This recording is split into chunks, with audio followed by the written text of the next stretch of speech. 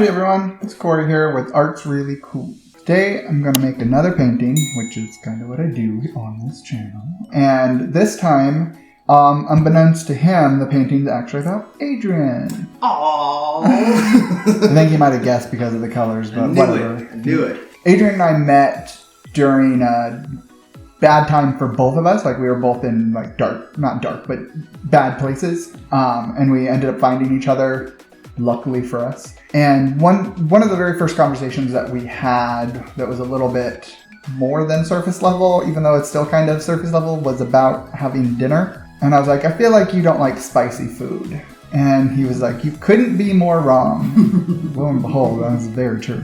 He loves spicy food, but because I'm a kind of person who goes all in, I was like, all right, well, let's take this to the next level. And if you know the show Hot Ones on YouTube, go look it up if you don't know, but it's basically celebrities eating hot wings that get increasingly hotter, like insanely hot. And so you can buy like the little kit so you can do it at home. I decided to challenge Adrian to this, and well, guess who won? You're wrong, me, I won. To be fair, there was extenuating circumstances where he had hardship with it, but we'll do it again. I'll still win just because. Whatever. But that was one of the moments that I really enjoyed with him, just because it was funny. And you ask each other questions during the time, because when you're eating hot stuff, sometimes it's hard to think straight, which works out well for the two of us. But hint, hint. It took me a while. Sorry. Okay. But one of the other stories, before I get into what we're doing, actually I'll tell that later. Let's get started. So Adrian's favorite color is green. Mine happens to be blue. So what I'm going to do today is make a painting. I'm going to make what's called a triptych. Sorry, I should have been prepared, but I'm going to take 3 of these, set them all next to each other, and then make basically a connecting line, and it'll make them so they obviously go together, yet they're separate and unique. But what I'm using is a little bit of blue, which represents me, a little bit of green that represents him, and then, not to be too on the nose, but black and white. So what I've got here is I've got an Amsterdam black, an Amsterdam white. I've got a pre-mix. Basically, you can buy this at the store already made for pouring. It's a bright blue. I've got a light green. This actually is more up his alley. Then I have a metallic blue that I mixed. I've got a bluish green. I've got a metallic green, and then I've got a phthalo green. I don't really know what phthalo stands for, but it's like a weird word. I don't know what it means. Hello, YouTube world and Corey. Yeah, I also didn't know what phthalo meant, so here's the definition right here. Yep, there it goes. All right, back to the video. But anyways, that's what that is. What my idea kind of consists of is there's us separately and then us together. So I'm bringing together 2 separate pieces into one, so it highlights him, highlights me, and highlights us. And I thought that was poetic, if you will. The other story about Adrian that is probably my favorite story of all time. Adrian came up with this idea to do a Goodwill night, where essentially we each spent $10 or $15 at maybe $20, but at Goodwill, and bought each other ridiculous clothes that we had to wear out in public. I went first because I was like, oh, I'm going to get the good stuff. And I got some stuff. I bought it like this red gangster hat is what it makes me think of, like a mobster. It was like this red felt. And I was like, oh, that's a good one. That's going to be ridiculous. And then I bought like the super American, like it looked almost like a flag shirt. I was like, oh, that would be ridiculous. And then this old timey jacket, like a suit jacket.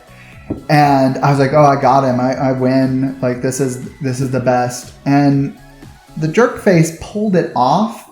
I don't know how you make it work, but he made it work.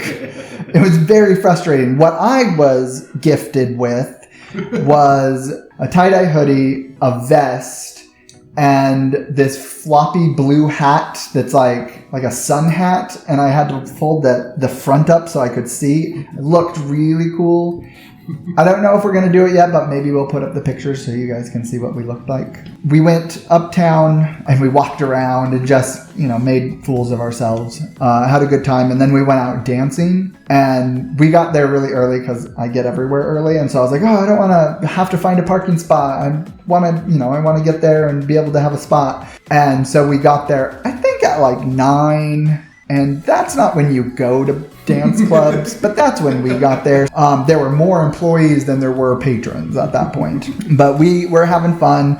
And then finally the DJ put some music that we thought we could dance on. Nobody else was dancing. So we got out there. We started dancing ridiculously, just doing the most with our crazy outfits. At that point, I'd let Adrian take off this stupid jacket because it was really hot. But people started joining in, having fun with the dancing because we had kicked it off.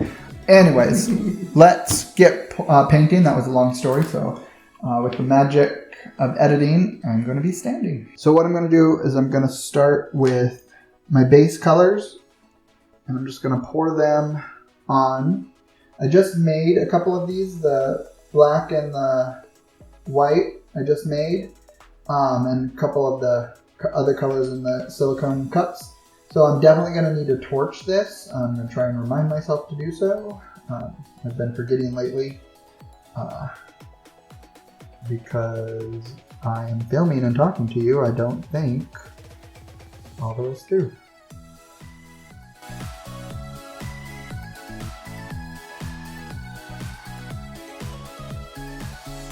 These things I use, like this thing I'm pouring out of right now, and the little ones I use, they're actually silicone cups that I just bought off of Amazon. The big one I don't like as much because it's got like ridges on the side for some weird reason. I don't have any idea why it has those, but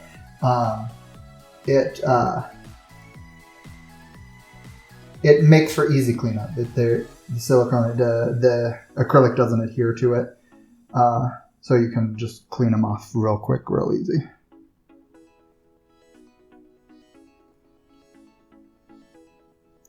So I'm going to need to completely cover hopefully I don't have to make more paint. Completely cover the canvas. All right, so I'm just going to use a hairdryer. My paints are a little thicker, so it's going to take the high setting to push them out. A lot of times this is called the Dutch pour, by the way. A lot of people like their paints to be a little thinner for this style.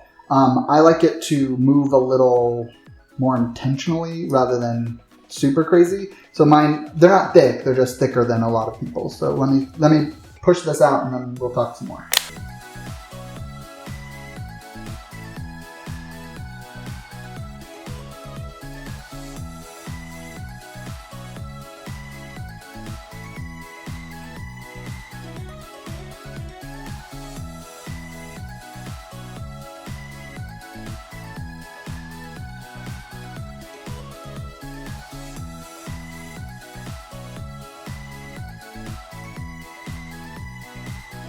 All right, so I have blown them out. This last one, I cheated. The paint didn't get mixed as well as I wanted. It happens from time to time, so I just had to mix it on here a little bit better so that it didn't have like chunks like right there a little bit. But and then I used a palette knife that I mixed to just spread this out, especially because this was a smaller amount. I wanted to make sure I got it all the ways over there. So now I'm going to torch, which, like I was mentioning, the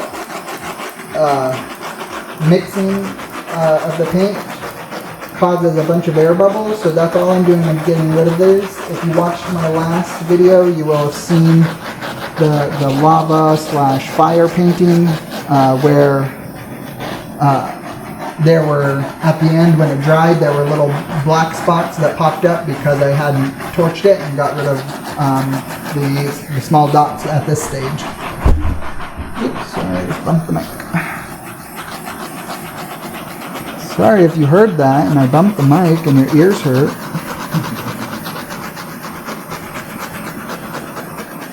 This one's extra bubbly because I mixed it on this. Alright, so now I'm going to do the colors.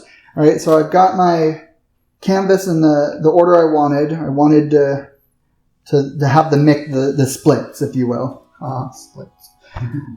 So I'm going to start with green, and I'm going to do green. What I'm going to do is go here, come across here, and then go back up there. Actually, I'm going to go here, here, and then I think, no, because green's yours, and let me just start with what I do know. I'm going to start up here and use enough to make a difference. Okay, now, and I'm going to go up.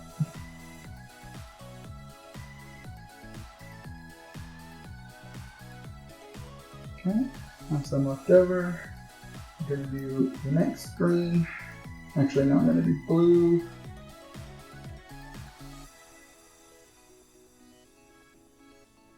So coming together. And then in the middle, it's going to be mixed because this is us joined. Aww. And then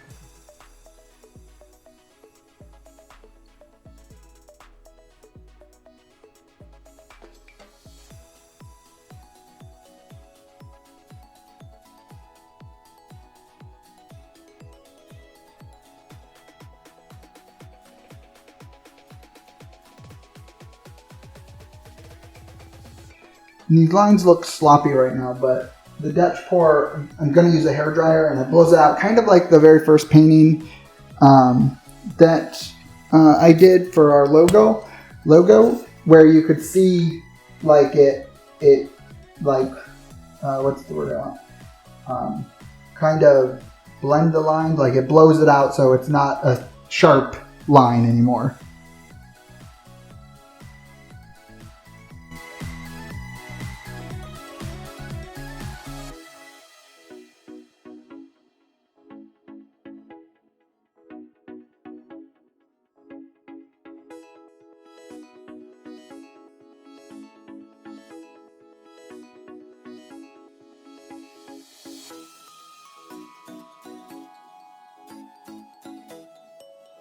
I forgot I wanted to use silver, so it wasn't in the start, but here it is. It's going to be the color that joins the two.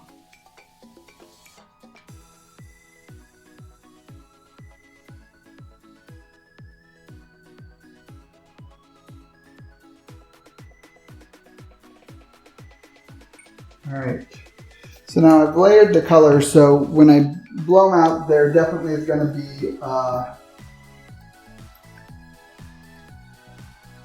be a mix of the colors. So like how this is under all of the other ones, it'll pop out and show. But I'm going to give it another torch really quick because there's more bubbles from these and some more popped up on the others. So just go through and torch it one more time. And you want to move fast so you don't like cook your painting or your paints. Like you don't want to sit on it for a long period of time because then you're going to start to like boil your paint. And this is just I think this is a kitchen torch for like creme brulee or something. Stuff like that, but it works perfect for this, so you can just get this off Amazon as well.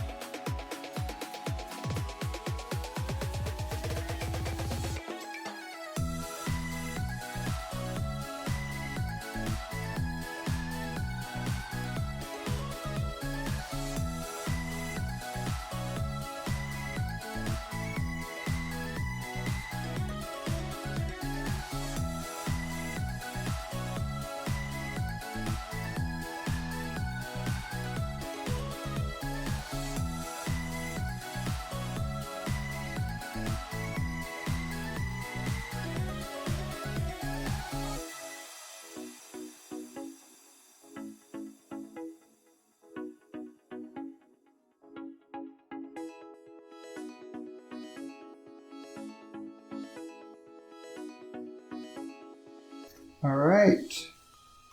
So I'm not upset with it.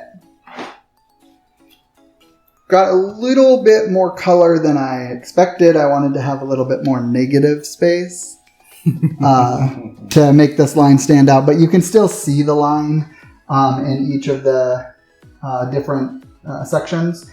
But the only part that's a little less exciting is right here.